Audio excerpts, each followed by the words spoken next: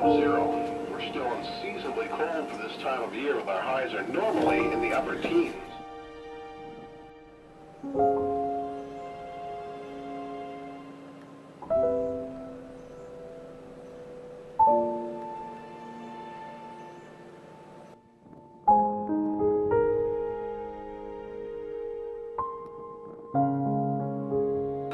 People say there's great similarities between Duluth and Norway.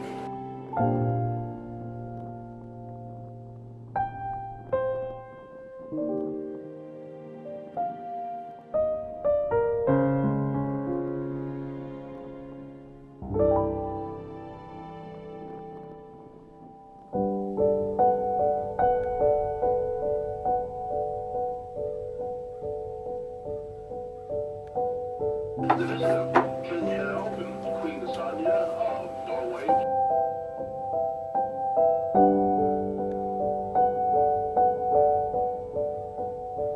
They met the king at the Duluth International Airport in 1968.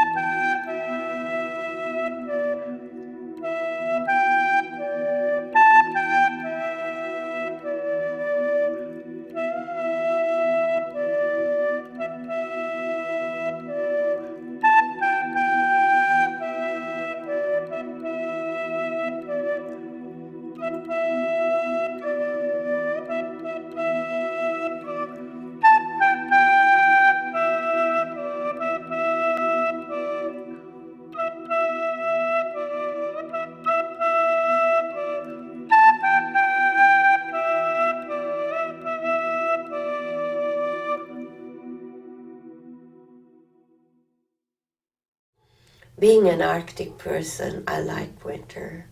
I was very taken with the light in the Arctic. And of course the dark winters, it was very dramatic. As long as I was a mother, I decided I would paint in the wintertime and I would devote the summer to the family. So I have more winter landscapes than I have summer landscapes.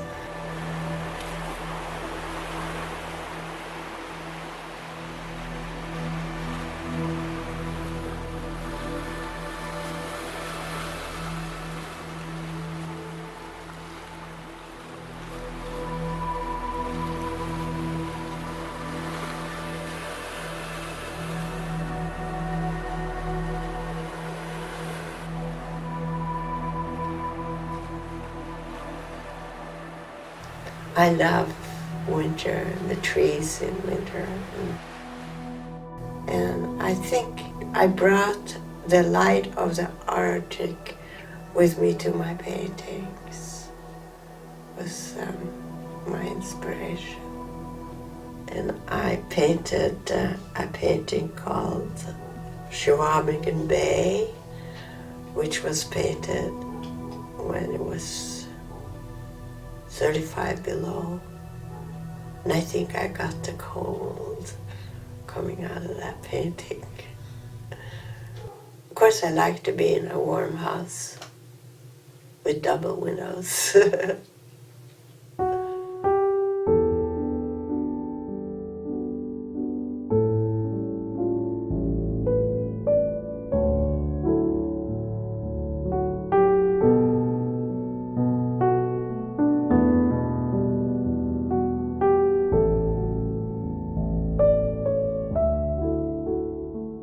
I came here in '49. I wasn't really much into abstract art. I took a course with Walter Kurt. He's an instructor at the University of Minnesota. And he introduced me to abstract art, which was a great fun. I loved it and I played with it for a long time until I got bored with it, and then I went back to combining the abstract with the traditional. It's called an Arctic wedding, and I used a lot of Sami symbols in it. And there was a lavo, which is a teepee kind of structure. I painted it for her 25th anniversary. Early 60s, I think I painted this. And I called it the cosmic family because everything was cosmic in those days. I do love the circle because I think that's very feminine, the circle.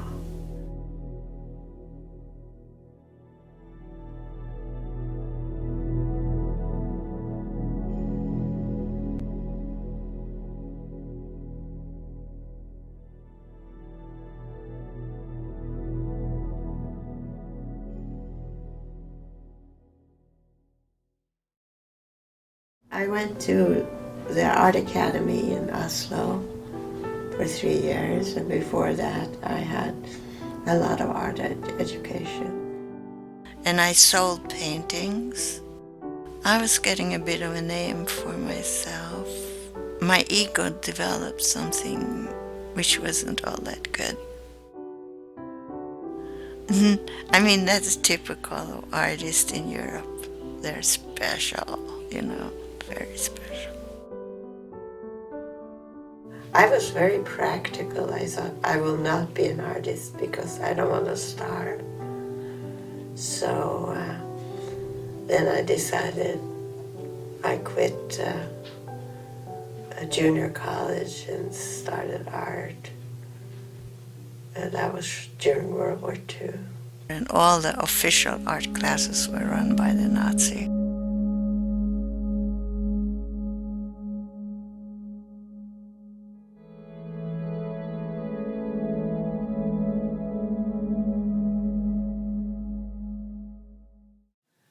I think I was 14 when the war started in Norway. I thought we were so far north that the war wouldn't reach us, but it did in a big way. It was, next to Malta, the most bombed place in Europe. It was very frightening, yeah. You always were listening for the sirens, and usually the bombs came before the sirens. You could hear the whistling of the bombs. We slept best when we were out of town. To get away from the bombs, my mother and I rented a room away from Kirkenes. The iron ore company had a train that went between this little town outside of Kirkenes, and we could ride free on that train. We were looking out the window. I was there with some girlfriends of mine. We came to a camp where they had chained and bolted Nazi soldiers to the snow and ice to die because they didn't want to fight anymore. They were protesting the war. They didn't want to waste their ammunition on them. And we waved to them. We wanted to encourage them. Of course, they were in a very bleak situation. The guard was screaming at us. And if the train hadn't gone so fast, he would have been able to shoot us, I'm sure.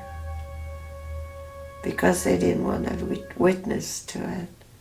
And that's why I painted that painting, because I wanted the world to know what war is like. I was up in the country near the Russian border because that was our vacation land. There were young 14, 15-year-old soldiers walking on a dusty road in a hot summer day, and they were going to fight the Russians. Titled Teenagers Going to War. And I painted that because I think it should be documented that there were people that knew this was idiotic war. My son makes fun of me living in Duluth and I have 3 locks on my door. You don't let any Nazis in. No, I said, I will not.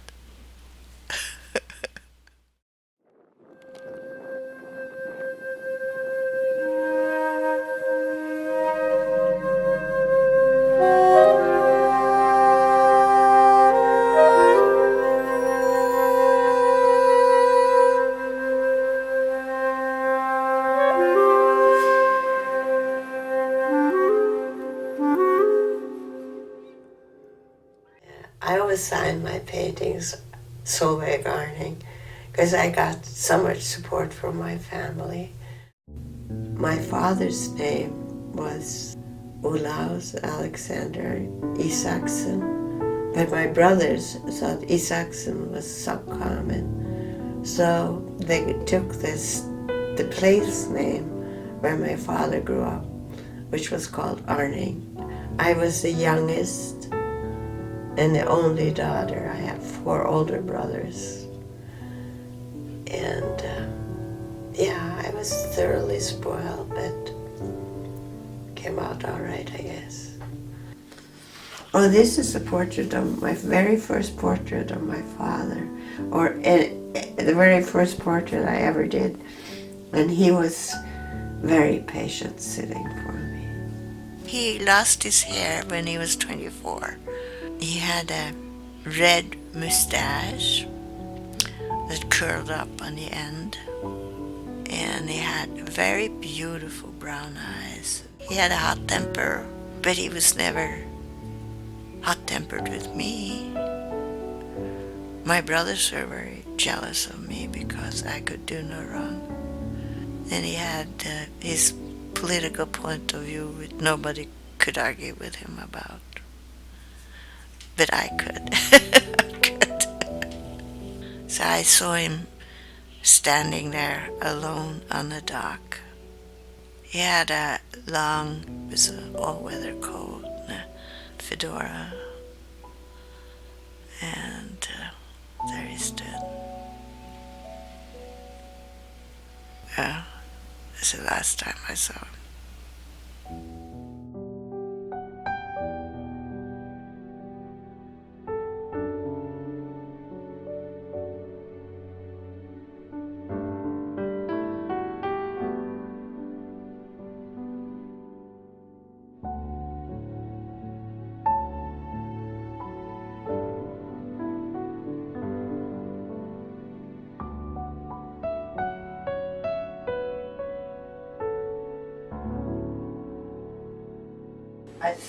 I start to sort of placing things the way I want,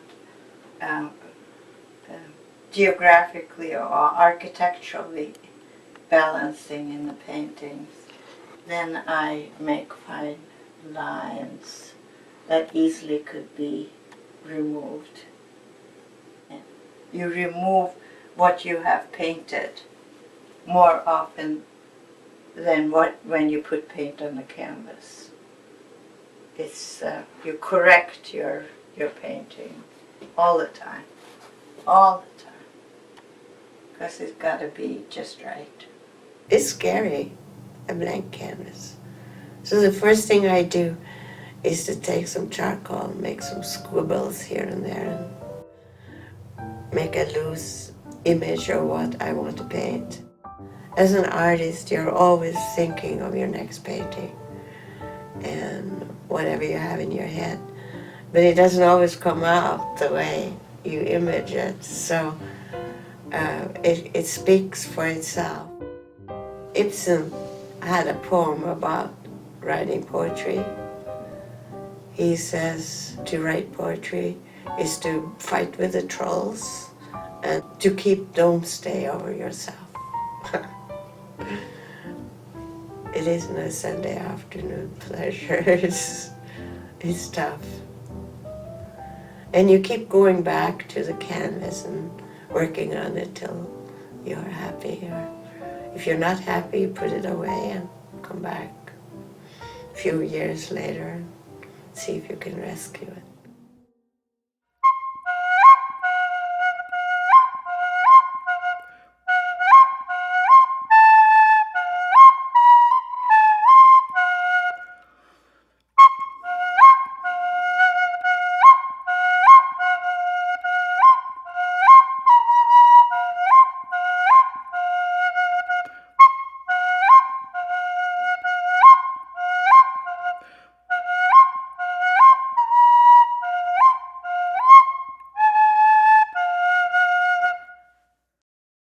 We lived in a taconite town. It was a boom town.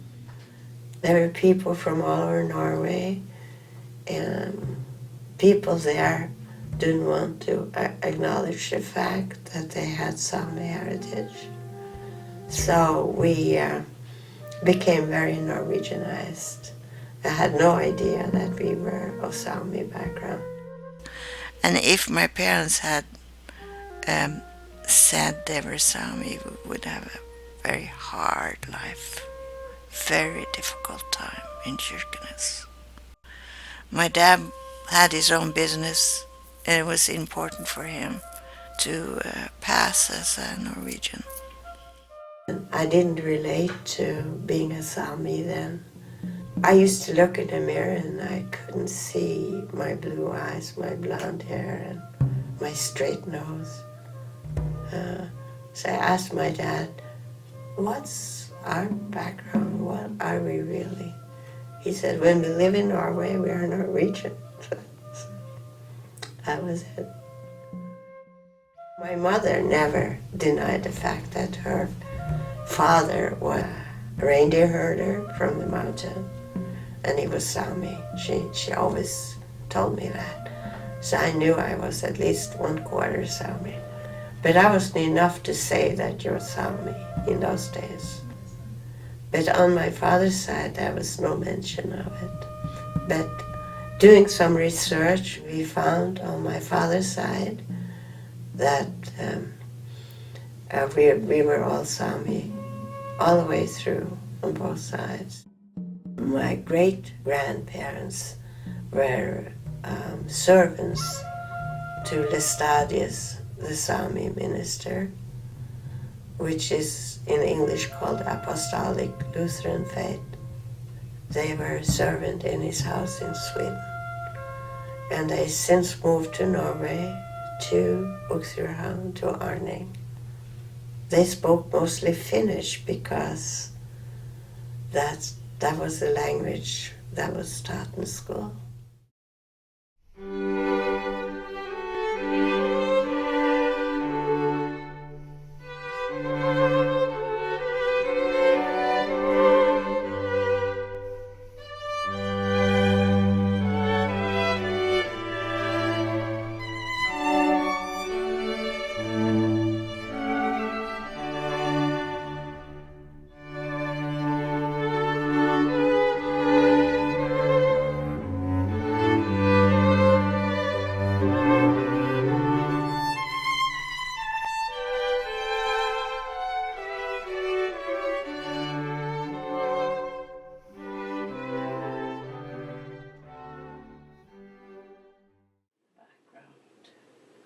And what I do with my portrait, I use a sort of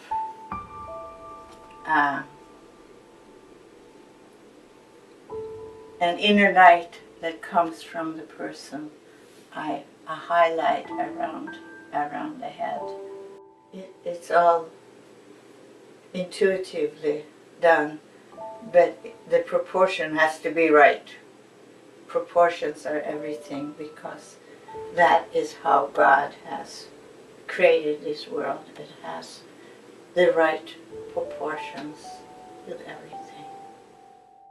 I always thought I was very different from my mother because she tried very much to fit in and I didn't care.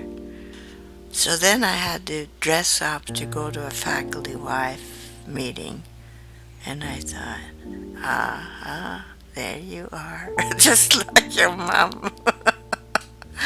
So that's when I got the idea for painting us together. She was 43 when I was born, and she met my dad when she worked as a hotel maid. And she was coming down the stairs, my dad said, and he knew that he was going to marry her. She's very beautiful. She was very spiritual. And she was very kind. And when she died,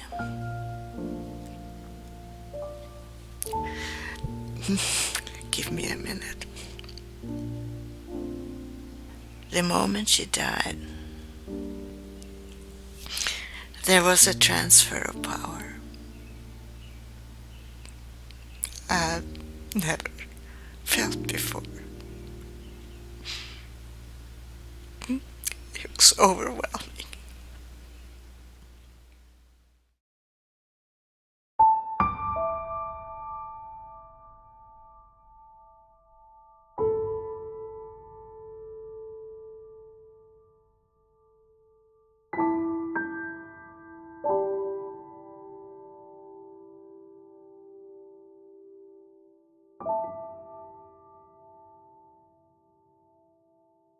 I was on a plane flying from Minneapolis to Duluth with my mother because she was tired coming on the plane and we didn't want to take the bus. So I looked down and I said, "This is my country."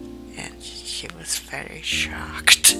She thought Norway was my country. Yeah, this is my country.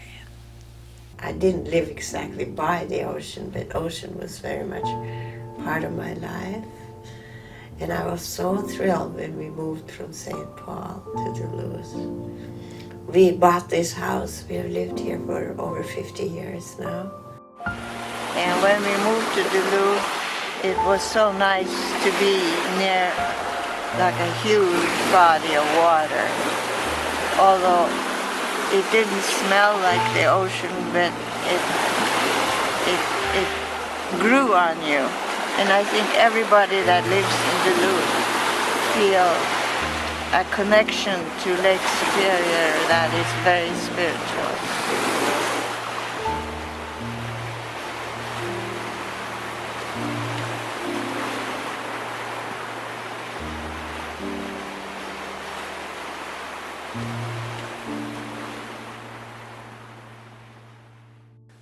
Always study everything that's relating to every piece of paint in the canvas. The two colors have to be like married, yeah, so they harmonize the colors that are different.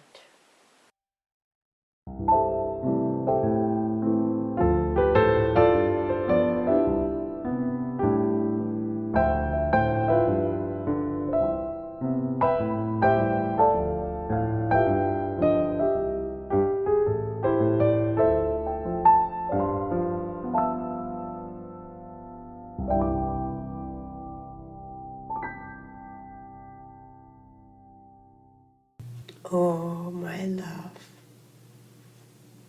I'm gonna cry.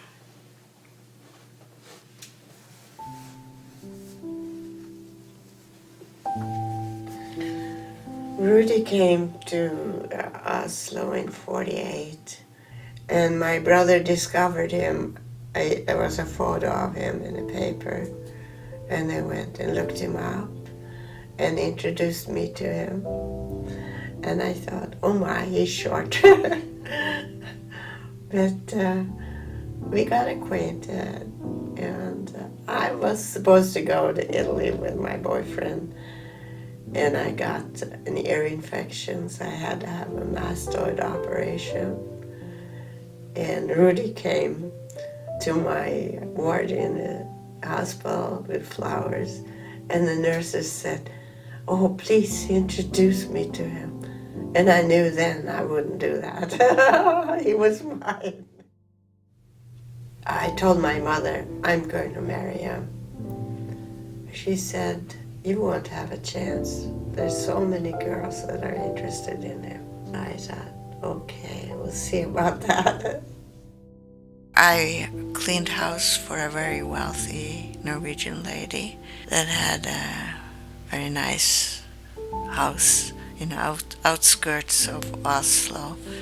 And she had a swimming pool. And we were sitting by the swimming pool, Rudy and I, and talking. Here comes this huge dragonfly right at me. And I leaned over and he hugged me. And that was it. No turning back. Yeah, so the dragonfly was sort of a symbol of our love. We were absolutely, truly in love. He didn't propose to me, he just said, will you come to America with me? And I said, yes. His mother lived with us for 11 years. And she was not easy to live with. But she never could understand me because I was a painter and reading books, and we didn't have a car and I didn't have a job. So I didn't fit into her mold. But she was straightforward, said what she meant, and we always knew where she was at. She taught me some resilience. I got to be a person I could manage and to save money, but she wasn't very good at teaching me that because I still don't know how to save money. But she really could save money. She used to sit in the dark to save on electricity. Oh, this is my favorite portrait of my husband. We were living in St. Paul, and he'd been working in the yard, and he was walking in the door.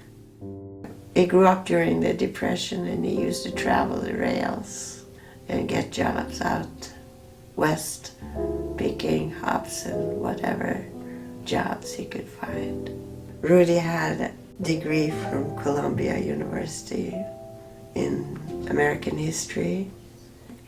Rudy got a job with the University of Minnesota Agricultural Library, and he was an acquisition librarian there. And then he got a job as a head librarian here in Duluth at the University of Minnesota, Duluth, until he retired in '81. He was a very contemporary man for being his age. He was not macho as much as his contemporaries. He was a very liberated man. So he'd take care of the children so that I could paint at least once a week. And all through the years, the one thing he didn't change dirty diapers, but wet diapers he would change. He believed in women's rights, he believed in race equality. He was a thoroughly ethical person. And later on then he became afflicted with Alzheimer's, and I was able to take care of him for 12 years. The last 2 years he had to be in an Alzheimer's care facility. Luckily, my whole family was with him when he died, and he recognized all of us, which is unusual for an Alzheimer's patient. But it was time for him to go. He was 90 years old.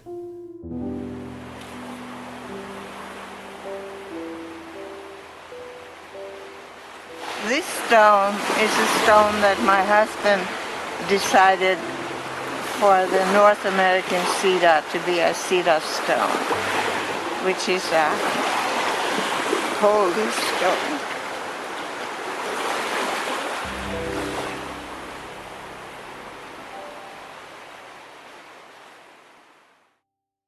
I know the police cause you trouble. They cause trouble everywhere. But when you die and go to heaven, you'll find no policeman there. go to sleep, you weary hobo. Let the towns drift slowly by. Listen to the steel rails humming. That's a hobo's lullaby.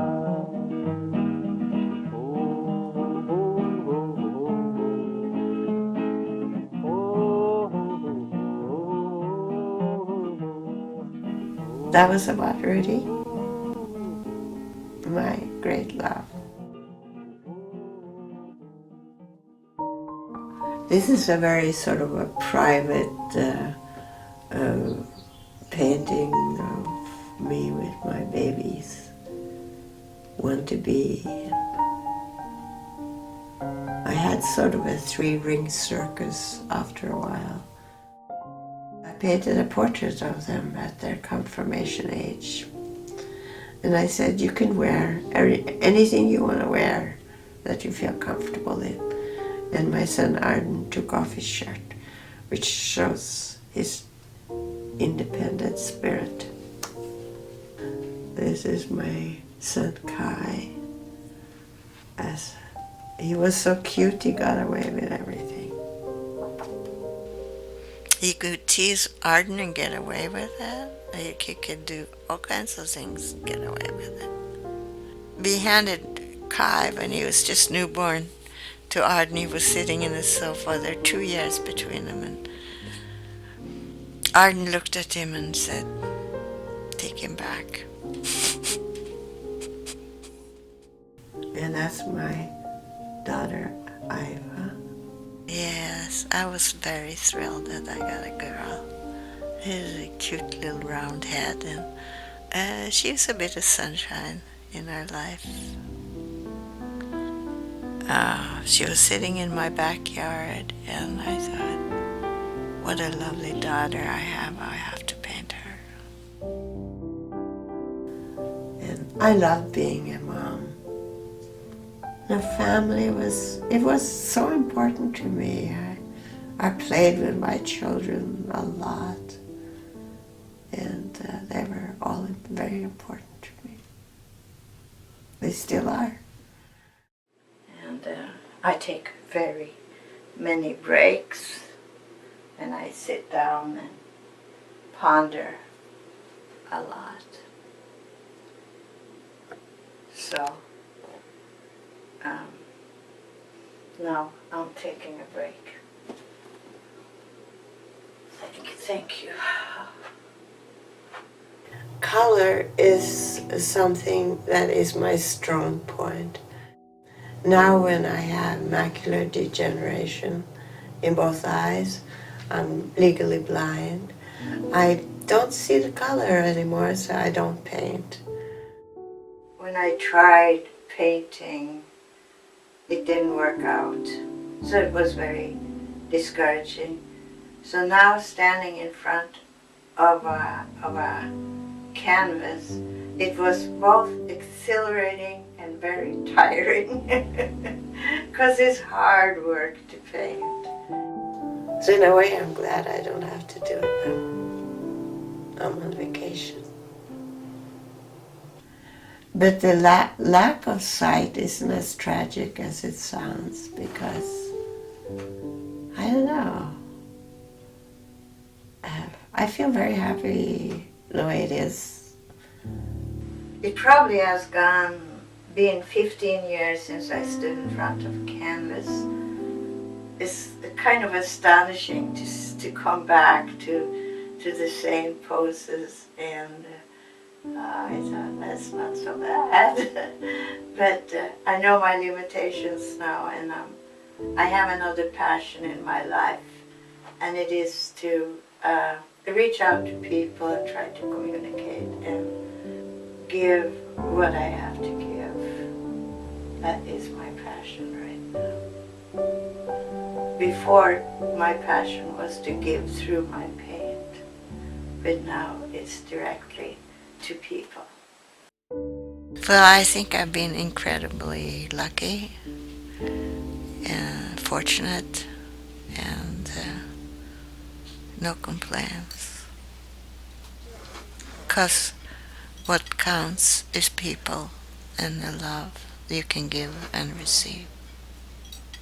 I was asked by church members, since I'm one of the older people in church, if I had a word of wisdom. And I thought about it. And I said I have 3 words. One is compassion, forgiveness, and love. I Jesu namn går vi till bords och spiser drycke på ditt ord. Det är Gud till ära, oss till gagn. Vi får vår mat i Jesu namn.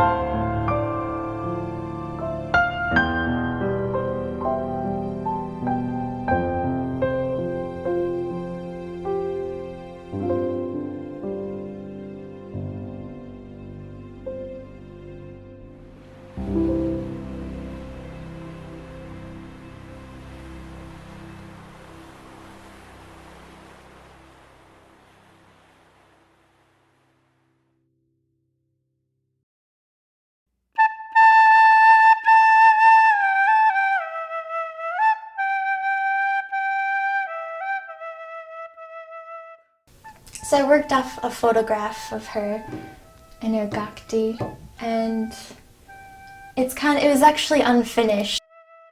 And I was gonna add more color, but I don't know, I kind of like keeping it simple.